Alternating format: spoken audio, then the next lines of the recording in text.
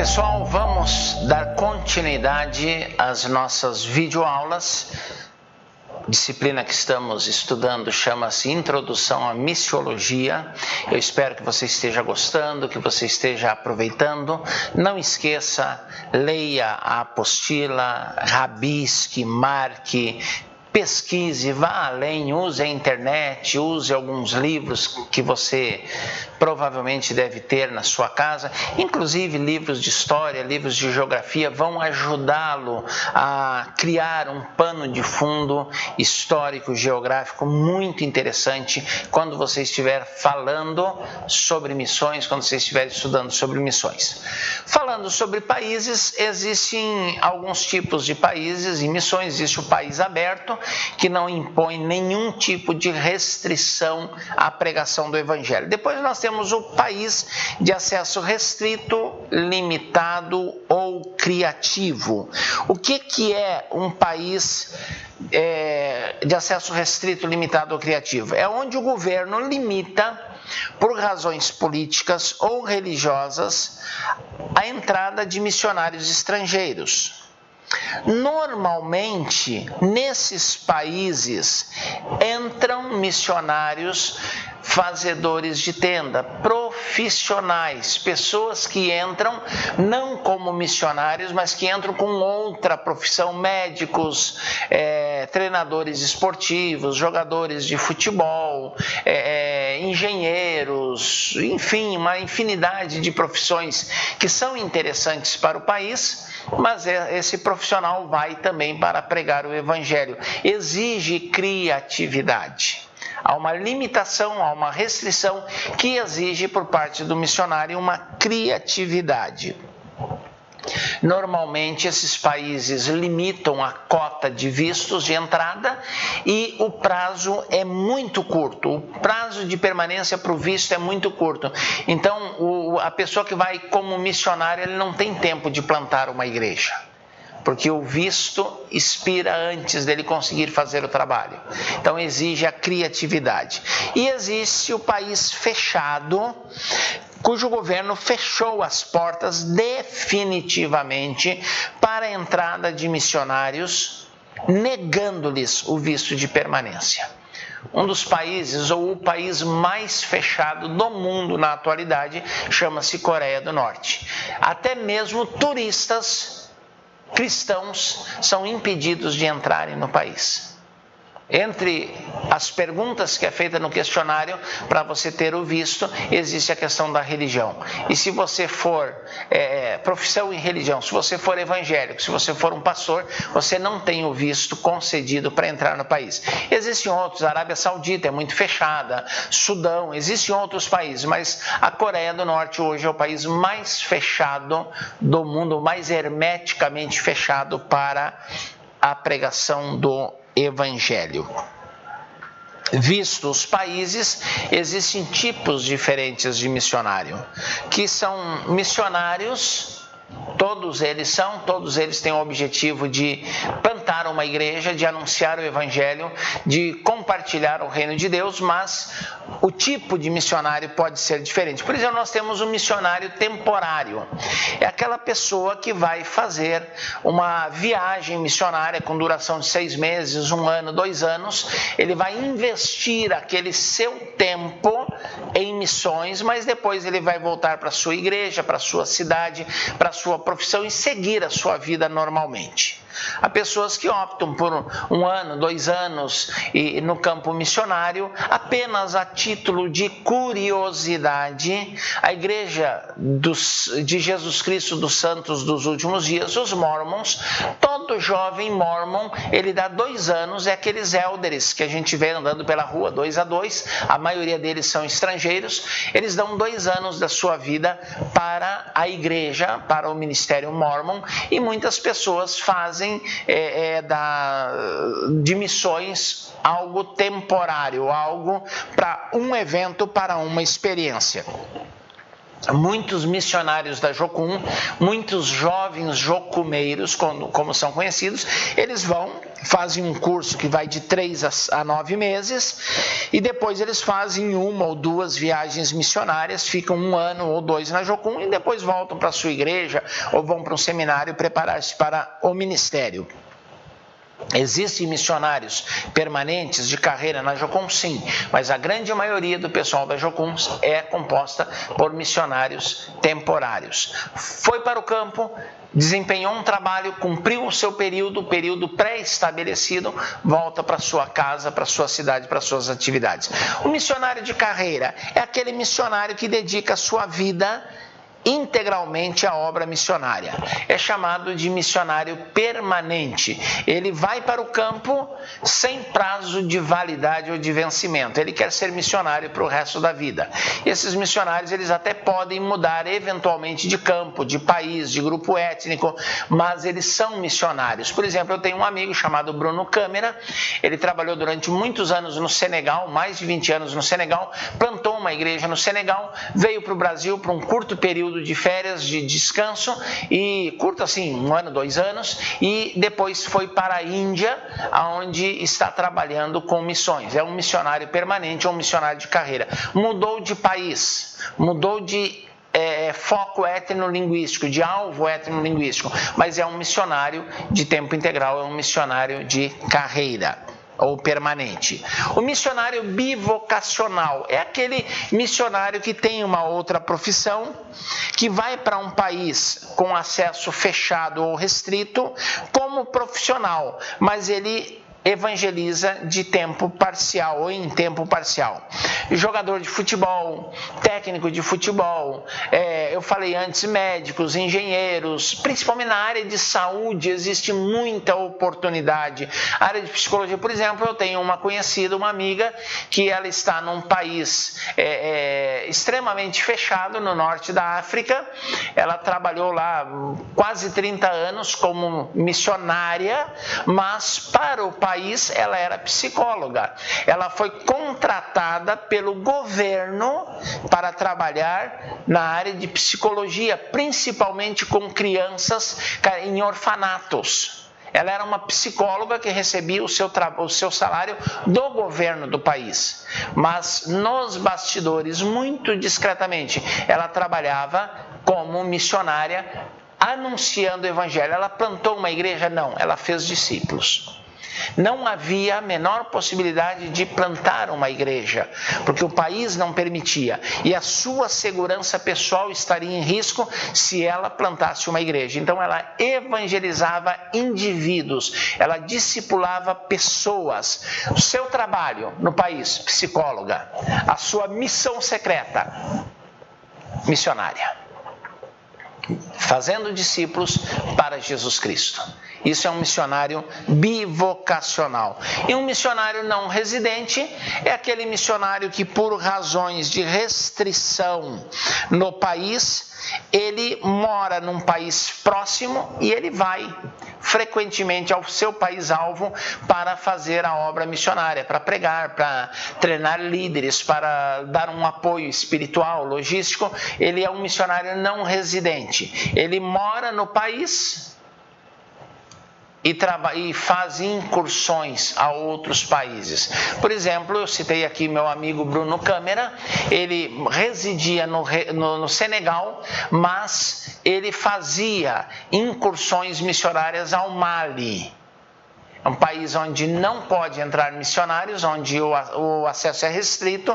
Ele fazia viagens missionárias ao Mali, anunciando o evangelho. Então, é um missionário não residente. Não importa qual tipo de missionário você é. Você tem, como cristão, nós veremos isso mais à frente, um chamado missionário. Temporário, de carreira, bivocacional ou fazedor de tendas, como se chama, não residente, não importa. Fazer missões é parte da razão da sua existência e da sua fé.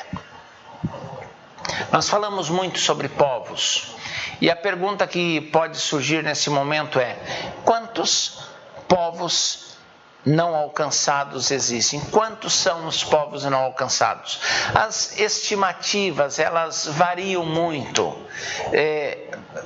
Um pouquinho desatualizado os números que nós temos, mas estamos acompanhando atentamente essa movimentação missiológica, missionária mundial.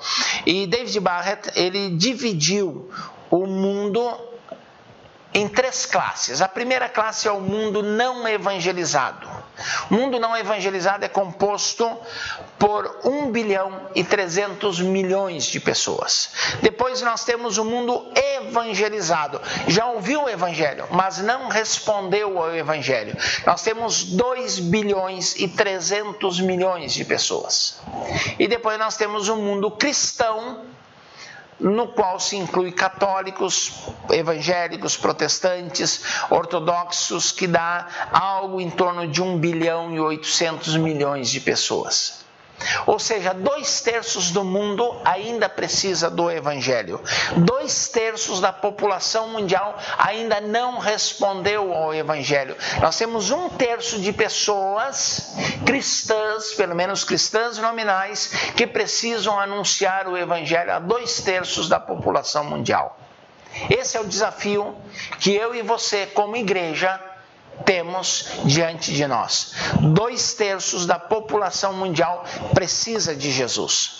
2/3 da população da Terra, do planeta, ainda não servem a Jesus Cristo.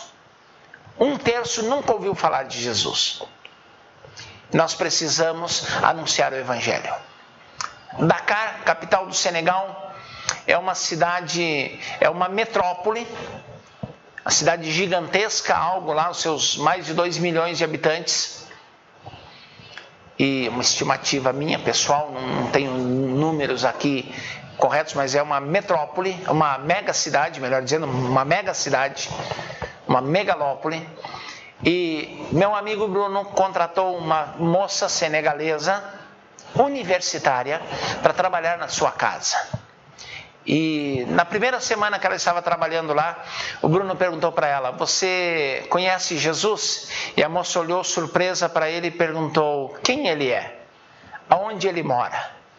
Uma cidade, uma mega cidade, capital de um país, uma pessoa que nunca ouviu falar de Jesus, que não sabia quem era Jesus, que nunca ouviu o nome Jesus sequer, achou que era algum amigo do Bruno, algum conhecido do missionário. E nós temos pelo menos 1 bilhão e 300 milhões de pessoas que nunca ouviram o nome de Jesus. Eles não podem crer em Jesus, porque eles não ouviram falar de Jesus. Isso me reporta a um velho hino do cantor cristão, que tem no seu refrão a frase: "A mim nunca falaram de Cristo". E a igreja está fazendo o quê? O que a igreja está fazendo que não falou de Jesus? Existem cerca de 24 mil grupos humanos. Eu fiz questão de colocar aqui na tela para você. Existe cerca de 24 mil grupos humanos, povos. Os povos com grupos humanos não alcançados são em torno de 11 mil em todo o mundo. São equivalentes a 2 bilhões e 300 milhões de pessoas com poucas possibilidades de escutar e crer no Evangelho de Jesus Cristo nos dias de hoje. Nós precisamos cumprir a missão de anunciar o Evangelho. Nós precisamos compartilhar. E este Evangelho do Reino será pregado em todos os povos, em testemunho a todas as gentes. Aqui fala de etnias. E então virá o fim. Tem gente que espera a volta de Jesus, que quer o arrebatamento, que quer ir para o céu. Embora seja uma outra pregação, assim como uma pregação missionária muito fora de moda nos dias atuais. Mas existem crentes que desejam a volta de Jesus. Você pode colaborar com a volta de Jesus pregando o Evangelho, porque quando o Evangelho for pregado, não quer dizer que todos vão converter-se, mas todos terão a oportunidade de ouvir. Não estou falando de todos os indivíduos, mas de todos os povos. Então virá o fim. Por que o fim não veio? Porque a igreja não cumpriu a sua função, que é anunciar o Evangelho. Os povos não alcançados, eles podem ser listados em 5 grandes blocos. Interessante a gente olhar para isso, nos dá uma visão do todo. Quais são esses blocos? O bloco muçulmano, bloco que tem o Islã como sua religião. Não é um grupo, são 4.000 povos diferentes, 4.000 grupos étnicos que são religiosamente muçulmanos, são religiosamente islâmicos, mas são etnias com línguas, culturas, costumes diferentes. 4.000 povos no bloco muçulmano. O bloco hindu, principalmente na Índia, mas nos países limítrofes. 2.000 grupos étnicos, 2.000 povos que ainda não foram alcançados. O bloco budista, em torno de 1.000 povos que têm o budismo como religião. Só na Cordilheira do Himalaia, conhecidíssima pelo Everest, o teto, chamado Teto do Mundo, só ali na Cordilheira do Himalaia existem dezenas de grupos étnicos, a maioria mini-povos, que não ouviram o Evangelho. O quarto bloco são os grupos tribais, África, América, principalmente América do Sul, os grupos tribais, os grupos indígenas, 3.000 povos que ainda não foram alcançados. E na China, os chineses Han, que é um tronco étnico-linguístico subdividido em mais de 1.000 povos que ainda não ouviram o Evangelho. Eu e você temos esse desafio. Qual é o bloco? Não importa, o Evangelho tem que ser pregado. Qual é a maior necessidade? Todos igualmente necessitam do Evangelho. Nós precisamos pregar, anunciar o reino de Deus. Bloco muçulmano, existe a dificuldade do Islã. Bloco hindu, com seus milhões de deuses, as estimativas não são unânimes. Fala-se em 33 milhões ou em 330 milhões de deuses. Se for 33 ou 330 milhões, é Deus demais, mas nenhum é o Deus verdadeiro.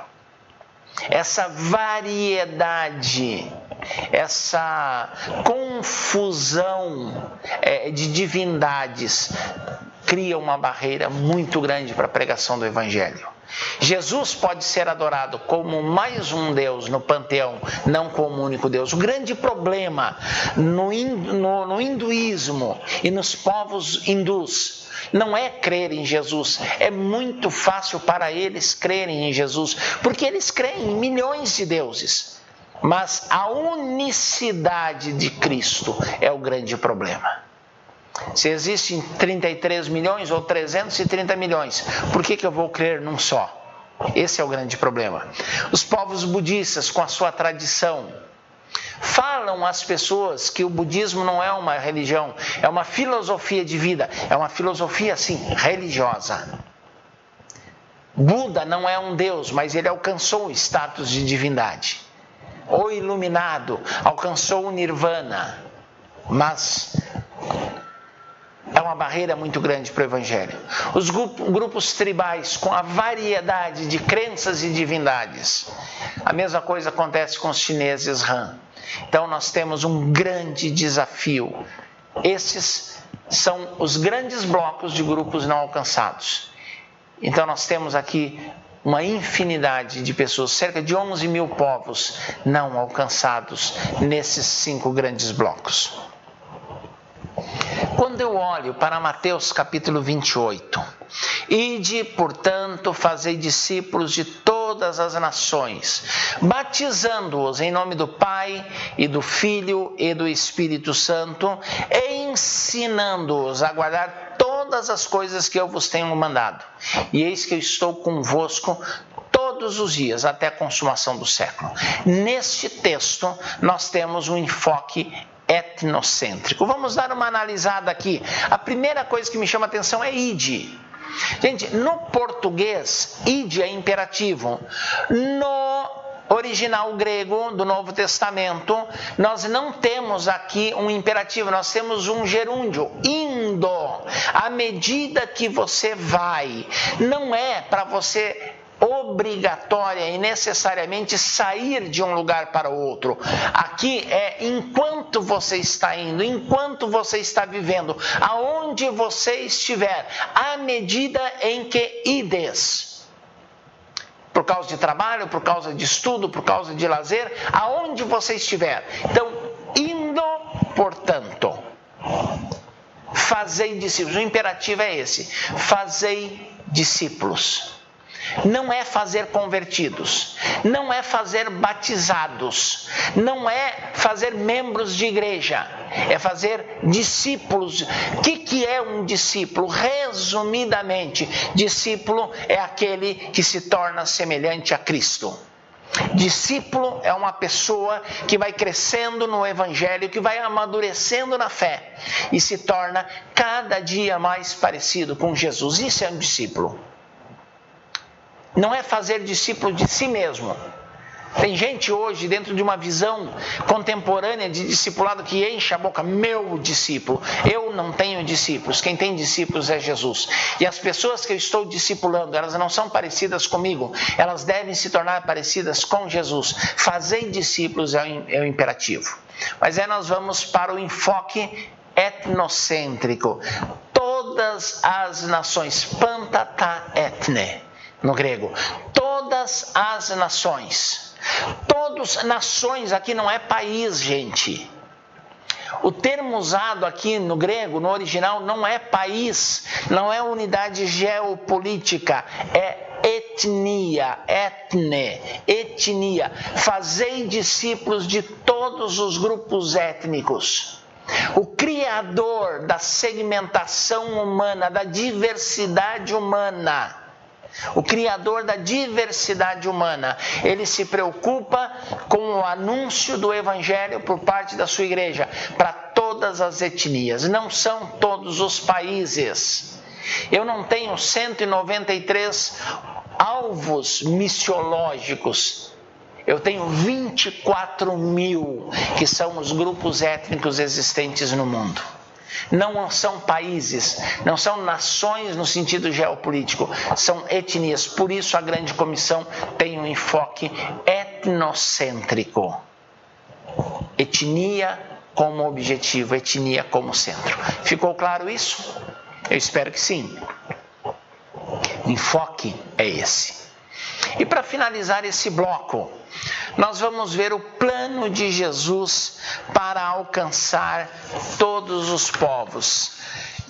Qual é o plano do Senhor? Quando Jesus chamou seus discípulos, Jesus escolheu discípulos numa única região. Ele não foi para os gentios, ele não foi para os povos limítrofes da Palestina, da Galileia. Ele chamou pessoas de uma região que falavam uma língua. A maioria, pelo menos 7 eram pescadores, tinham a mesma profissão, os mesmos interesses, a mesma cultura, falavam o mesmo dialeto, o aramaico. Eram todos eles, com exceção de galileus de fala aramaica. E Jesus, ele faz o quê? No seu compromisso, a missão aos 12, a missão aos 70, ele envia para onde? Não para os gentios, não para os samaritanos, ele envia para as cidades, para as ovelhas perdidas da casa de Israel. As cidades de Israel. O ministério de Jesus, nos seus 3 anos e meio, foi monocultural. Fortalece o tronco, fortalece a igreja, fortalece os discípulos, amadurece para depois expandir.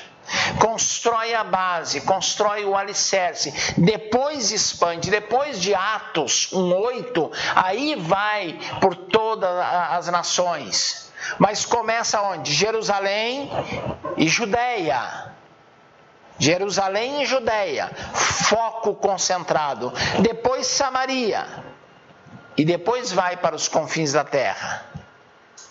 tanto em Jerusalém, como em toda a Judéia e Samaria e até os confins da terra. É um crescente. Tem muita gente que não evangeliza na sua casa, mas sonha em ser missionário. Tem muita gente que no seu trabalho ele não fala de Jesus, mas ele quer ir para a África, quer ir para as tribos indígenas, quer ir para a Amazônia, para as populações ribeirinhas. Quem não evangeliza no seu etne, não evangeliza em lugar nenhum. Os discípulos de Jesus foram chamados para um ministério inicialmente monocultural. Fortalece a igreja, depois vai. Depois anuncia, mas começa aqui. Esse é o enfoque de Jesus. Quando a mulher Ciro-Fenícia procura Jesus, não é do povo de Jerusalém, não é da Judéia, é Ciro-Fenícia. Jesus disse, não é bom pegar do pão e jogar do pão dos filhos e jogar para os cachorrinhos. Eu vim para as ovelhas perdidas da casa de Israel.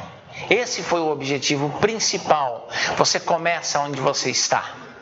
Você dá frutos aonde você está plantado. Você anuncia aonde você se encontra. Depois as oportunidades e os desafios aparecem. Mas começa onde você está. Quem não faz em meio ao seu etnos, não faz em lugar nenhum, não fará em lugar nenhum. Olhem aqui, as bases para a escolha de Jesus. Olha que interessante aqui na nossa tela. Primeiro, a mesma etnia. Todos os discípulos, com exceção de um, como eu falei, eram judeus galileus. Eram da mesma região, falavam, tinham a mesma cultura. Segundo lugar, a mesma língua, a mesma cultura. Uniformidade. E depois, a disposição em tomar a cruz e seguir Jesus. Primeiro, onde você está. Essa foi a base da escolha de Jesus dos seus apóstolos. Era para evangelizar as nações? Sim, mas depois. No começo, a base da escolha, mesma etnia, mesma língua e cultura, disposição dos discípulos em tomar a cruz e seguir a Jesus. Isso era fundamental. Você fortalece a igreja para depois você anunciar o evangelho para fora. Você fortalece aqui. Havia unidade étnica, havia unidade linguística, unidade cultural, havia uma homogeneidade. A igreja era uma e os discípulos tinham um propósito. Antes de mais nada, antes de anunciar o evangelho, era tomar a cruz e seguir a Jesus. Era morrer para si mesmo e seguir a Jesus.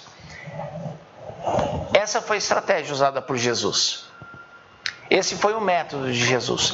Depois de Atos 1:8, eles vão para as nações. Eles anunciam. Mas até Atos 1:8, a ideia é essa. É um grupo. Isso aqui me reporta ao campo missionário. Quando o missionário chega num campo, ele não pode querer trabalhar, não pode ter a pretensão de trabalhar com 4 ou 5 grupos étnicos ao mesmo tempo. Não é viável, não é praticável. O que ele precisa? Trabalhar com um grupo. Ganhar esse grupo. Etnia, língua, cultura, disposição. Esse grupo convertido, transformado em igreja, anuncia o evangelho para outros etnos, para outras nações, no sentido missiológico. Eu espero que você entenda isso e que isso ajude a traçar uma estratégia de missões para você, para a sua vida, para o seu ministério. É muito importante. Na próxima aula, na nossa próxima videoaula, no nosso próximo vídeo, nós vamos falar exaustivamente sobre a janela 1040. Não se fala hoje em missões sem se falar de janela 1040. Eu disse no primeiro vídeo dessa disciplina que, infelizmente, parece que não só o nome, mas a preocupação, e tudo isso caiu em desuso. Mas se você quer fazer missões, se você ama missões, você tem que entender o que é e qual a importância da janela 1040. É o que nós veremos na próxima aula.